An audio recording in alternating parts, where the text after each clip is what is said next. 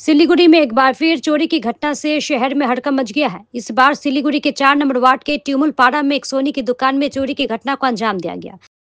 New life fertility centre আধুনিক চিকিৎসা ও বিশেষজ্ঞদের সহায়তায় আপনার স্বপ্ন পূরণ করতে প্রস্তুত। নতুন জীবনের স্বপ্ন সত্যি করতে আজই যোগাযোগ করুন। নতুন জীবনের সূচনা এখানেই। Cancer isn't the end. With the right care, it can be the start of a new beginning. Hope and Heal Cancer Hospital, where hope is real and healing truly begins. रात करीब 3 बजे चोर दुकान की टीन और ceiling काटकर दुकान में घुसा और लाखों रुपए के गहने लेकर फरार हो गया।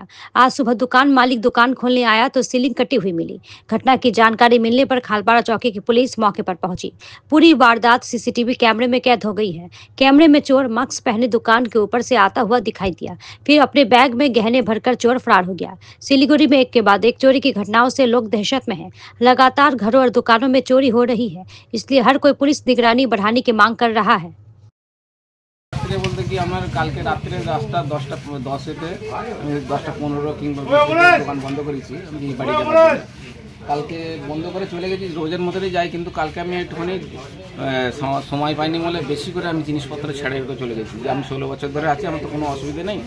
আর কালকে এই ঘটনা ঘটে, সব আমার জিনিসপত্র সব যা ছিল সব খালি করে চলে, হ্যাঁ ওর মধ্যে ছিল, খালি করে নিয়ে চলে গেছে। তো আমি তো সবুজ তো এখানে রয়েছে যে এখানে ডাব্বা থেকে কী বের করছে, কী নিচ্ছে না নিচ্ছে সবই তো ক্যামেরা রেকর্ডিং আছে। সেই বুঝে আপনি তো ক্যামেরা চালু করলো, দেখলেন তো সবই তো ভরছিল, ব্যাগের মধ্যে খুলে খুলে ভরে নিল। দোকান তো 15 বছর হয়ে গেছে। রিসেন্টলি আমরা দেখতে পাচ্ছি সত্যি শিলিগুড়ির অবস্থা, বিভিন্ন সোনার দোকান, এই যে আজকে আমার বাড়ির পাশে যেটা হয়েছে সত্যি দুর্ভাগ্যজনক। এখানে সিসি ক্যামেরায় সবটাই দেখা যায় যে কীভাবে নামলো, কীভাবে উঠলো। আমি প্রশাসন যদি সঠিকভাবে এর কাজগুলো না করে তাহলে খুব মুশকিল শিলিগুড়িবাসী।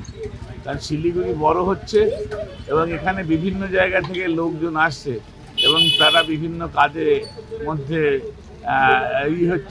ইনভলভ হচ্ছে, কিন্তু চুরি কিন্তু থামছে। এর আগেও ঝামকার মোড়ে চালের দোকান থেকে আরম্ভ করে তুলসী খানার দোকান থেকে আরম্ভ করে বারবার পুলিশকে আমরা বলছি এগুলো দেখা উচিত এবং এগুলো দেখা খুব খারাপ অবস্থা আর কি।